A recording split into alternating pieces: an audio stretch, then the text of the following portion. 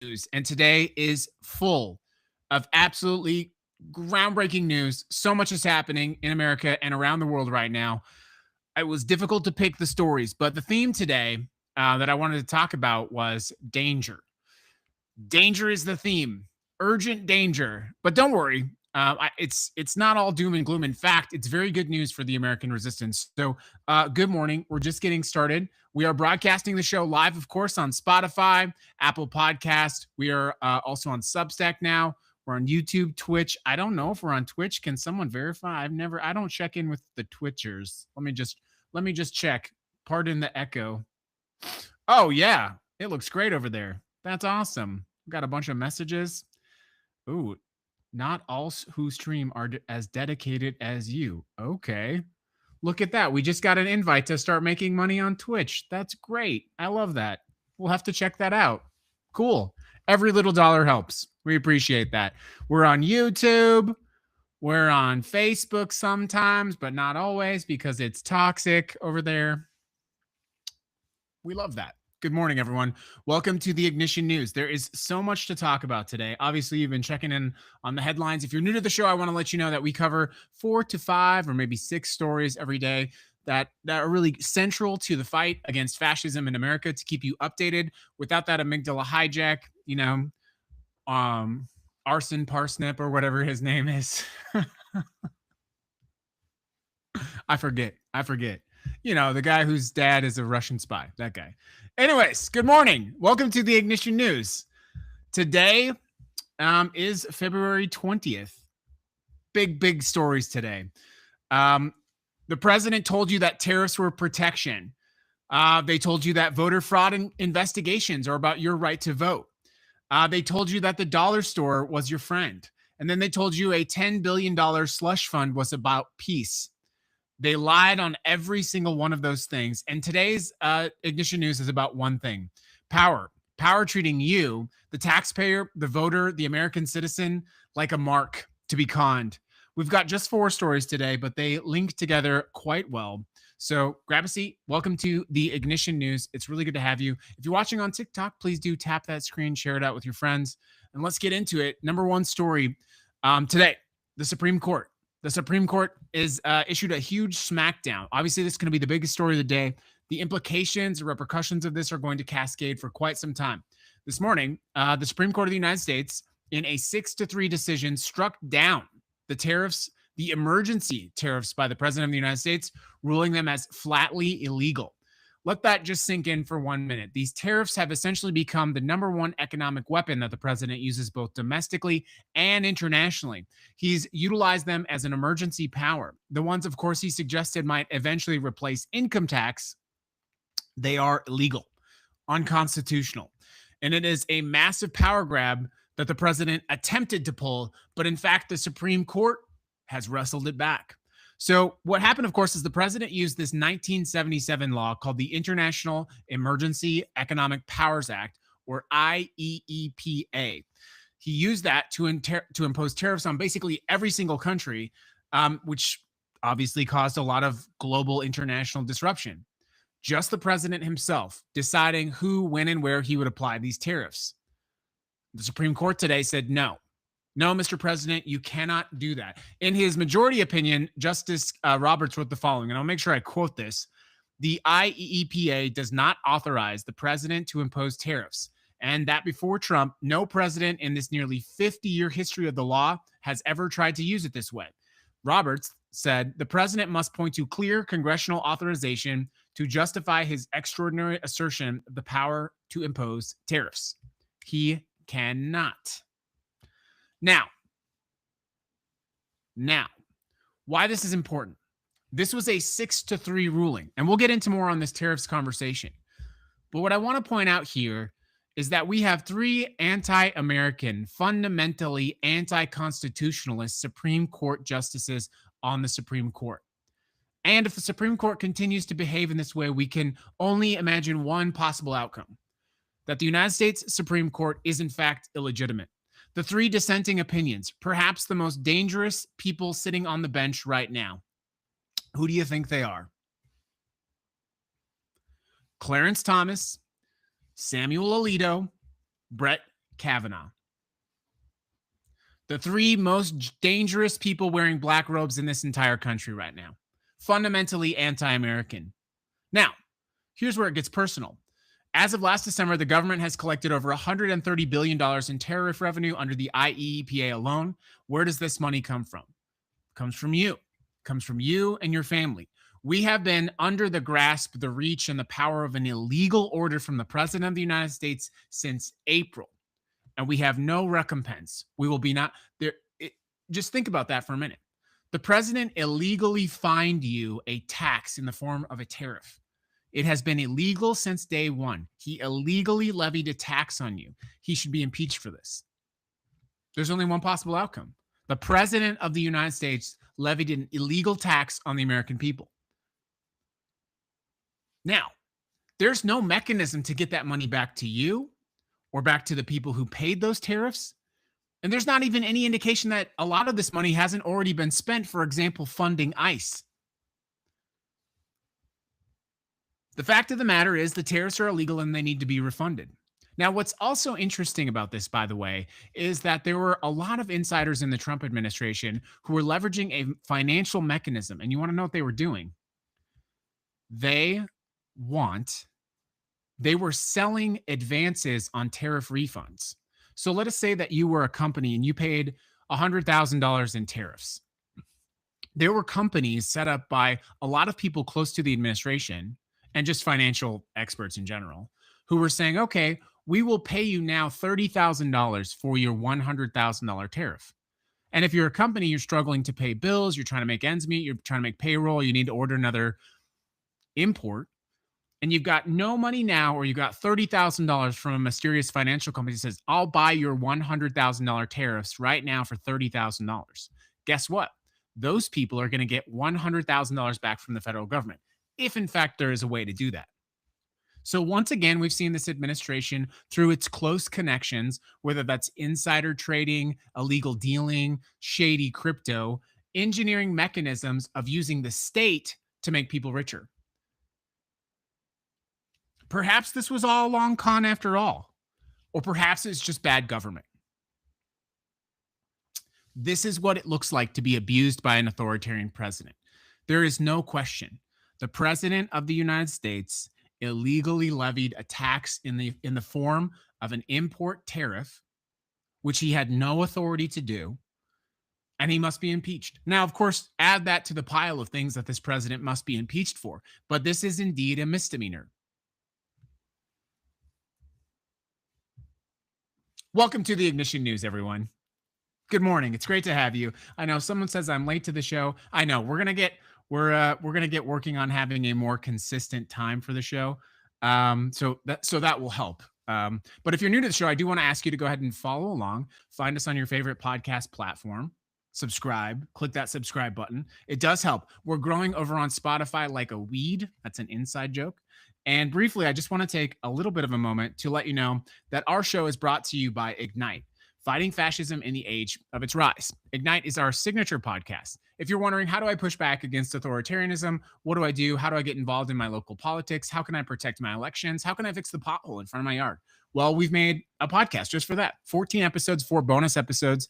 And yes, there's more coming for you to learn how to get involved. Ignite is one of my passion projects of my entire life, and it wouldn't be possible without Rebel Radio, the channel that you're listening to this now, and of course, our amazing crew, the moderators who keep this space productive. So yeah, go download Ignite. It's totally free. It's not something you have to buy. It's not something you have to pay for. It's just a guide for you to kick fascism right in the ass. So go do it. Ignite, fighting fascism in the age of its rise. Sorry, I had to take a note. Good morning, everyone. Let's get on to the next story. I got distracted by this illegal president.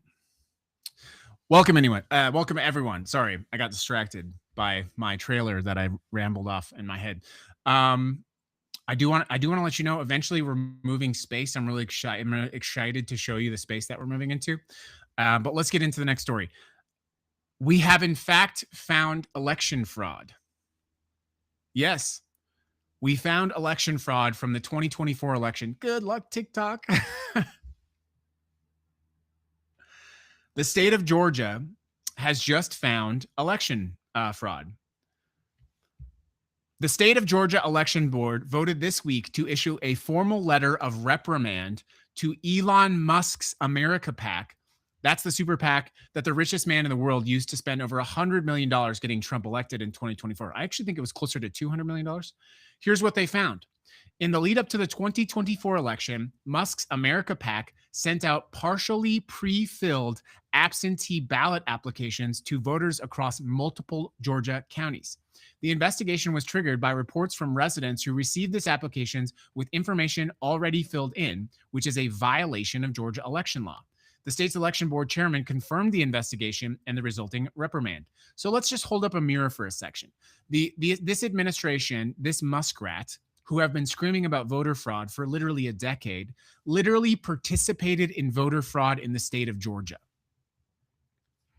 They conducted an illegal voter influence scheme by sending pre-filled out ballots, absentee ballots, all while screaming about voter fraud. Now, Elon Musk himself has gotten his dirty little mitts inside of the federal government, stealing and getting all of your data, some of the most sensitive data that exists about you, by the way. You want to talk about voter integrity? It's right there, right in front of you. The richest man in the world interfered with the Georgia elections. And you know why? Because Georgia said so. Now, there's no actual voter fraud happening in the way that this president or Elon Musk or these billionaires want us to believe. But now we know that Elon Musk has been reprimanded in Georgia. Now, it's not enough. It's not even going to be a dust hair mouse fart of a slap on the wrist for this billionaire. But they weaponize fear about the election system that does not exist. And then they use their massive influence, their massive social media presence, and of course their money to actually influence the election. So what do you do with this information? We always like to give you solutions, right? When someone talks about the SAVE Act or voter fraud or the election being rigged, remind them that the person rigging the election was Elon Musk. And that's aside from obviously what happened in the 2024 election that you just can't talk about. But anyways, welcome everybody to the Ignition News. What is the consequence of all of this? What is the consequence of this horrible leadership? Good morning, TikTok. Please do click that heart, send it out, tap the screen. I appreciate it. I must have missed some comment over there. Anyways, let's take a breath. What is the consequence of all this terrible government? Well, let me tell you about it. The checkout line. Dollar Tree. Dollar Tree is obviously a store that built its entire brand and customer base on the promise of cheap goods, cheap things. My son loves Dollar Tree, of course. He just bought himself a little humidifier that he's making into a project. I got to show it to you when it's done. But Dollar Tree is quietly repositioning itself. According to analysis by Bloomberg, half of all Dollar Tree locations opened since 2019 are now opening in more affluent zip codes. Half. The company now says 60% of its new customers have household incomes above $100,000. So it's not a dollar store anymore. It's a discount store for people who are choosing to be frugal, right? Dollar Tree used to be $1 per item. We know that, obviously. Today, prices run from $1.25 to over $5. Their 9,000th location opened just blocks from a Louis Vuitton store. Why am I telling you this? Dollar Tree chasing wealthy customers is a direct market response to the economic destruction that is happening in the working class. When people who make over $100,000 a year have to shop at Dollar Tree, it means the cost of living has risen so dramatically, so exponentially, that even middle income families are feeling the squeeze of inflation. The tariffs that we talked about, yes. Stagnant wages, the cost of housing, yes. But Dollar Tree itself fundamentally understands that it cannot survive on its old customer base anymore, so now it has to start luring in rich people. It literally put a store next to a Louis Vuitton. But it also means that that same customer that might not have shopped at Dollar Tree before is now essentially forced into doing that. And I've said many times, as I think you understand, a family of four in America cannot live on $100,000. $100,000, six figures, used to be an economic milestone for a family or a person to cross, but you can't survive in any major city, any regular city, with the cost of housing, the cost of living, taxes, insurance, inflation, food, groceries, all of these things. And now more and more of Dollar Tree's customers are making more than $100,000 a year. And of course, what Dollar Tree is doing is it's not Dollar Tree anymore, right? It's $5.50 tree now. If you needed a better indication of inflation and how it's gotten out of control, there it is. That's right, dog. My live got a warning again, by the way. I just got there must be some fragile little bitch in the comments. We see you. They're so sensitive. They're so sensitive. Go ahead, do it again. I don't give a shit. We're on fucking 12 things right now. You fragile little bitch. Anyways, last segment.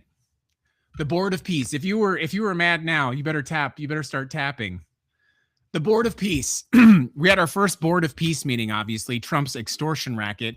Yesterday, he stood at the inaugural meeting of what he calls his Board of Peace, and he announced that the United States would contribute $10 billion to the Board of Peace.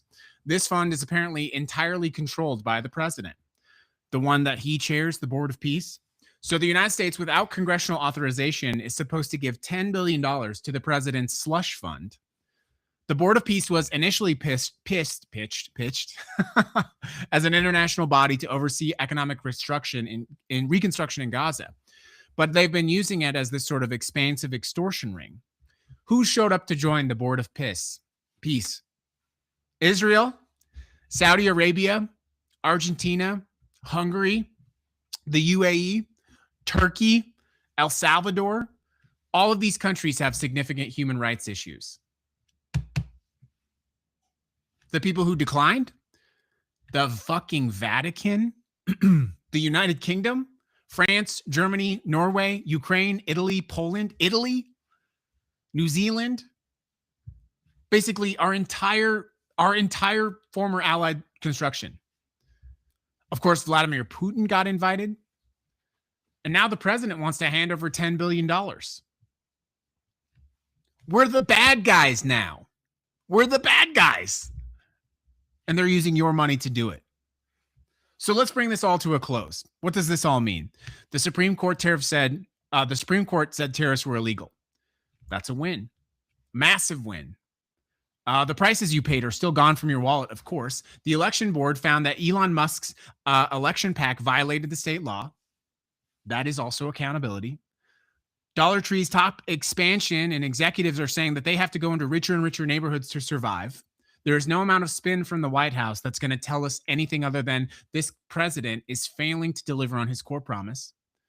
And today, the president pledged your money, $10 billion of it, without Congress to going to his Board of Peace. Peace. I got to say it right. I'm sorry. So what do you do with all of this information? Well, you stay informed. You stay loud, and you make sure the people around you know what is actually happening. And I think it's so funny that people want to shut down the truth. I think it's so funny that the truth is so devastating to these people that they have to bury their head in the sand, in spite of the fact that it is against their best interest. They would rather pay more money. They would rather live worse. They would rather suffer. They would rather live terrible, lonely lives than just admit that there are a bunch of people like us, who actually want to make their life better, even though they behave the way that they behave. And I think that's my closing thought for you today. In all of this darkness, in all of this corruption, all of this scandal, over the long course of history, the good people do win. And even on days when it feels like we're not making progress, even on days when it feels like we're never going to get out of this, well, you still have the community that you've built, the community that we've built, the actions that you've taken. And at the end of the day, whatever force you believe reconciles and checks the tick marks of who is good, who did what, No matter what they say, you know that you have been adding check marks, check marks, check marks, check marks to your column, your balance, your scale. And it is not my place to tell you anything spiritual, religious, or otherwise. But I can tell you that we are essentially on a semi-wet rock floating around this infinitely large universe. We're essentially bacteria on a slightly wet rock hurtling around a nuclear ball of fire, and we're all cascading through the universe at immeasurably fast speeds. And whether one piece of that bacteria decides to be toxic or one piece of that bacteria decides to grow into something beautiful, you can't control. But the good stuff tends to grow in the light. Stick with me. This metaphor is a stretch, but I think it means something.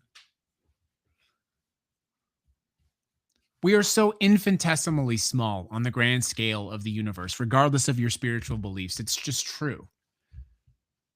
We are so incredibly small in the grand picture of everything happening, not only in this town, this place, this country, this planet, this solar system, this universe.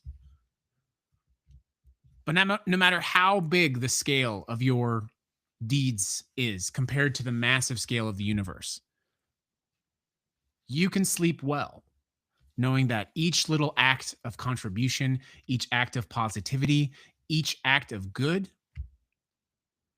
is adding one more check mark, one more little piece of weight, one more balance towards that justice. We will prevail. There's no question in my mind. It may not be today. It may not be in 5 years. It may not be in 50 years.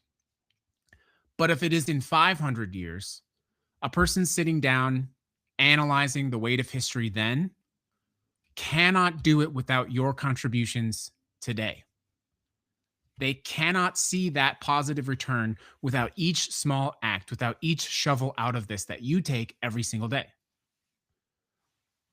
If no one had stood up to the president, if no one had sued him over his illegal tariffs, he wouldn't have been put back into his place. If no one in Georgia had complained that they got a filled out ballot from a disgusting muskrat, then they wouldn't have found that he committed election interference. If no one is willing to stand up to the president to steal your money for his slush fund, then he will do that.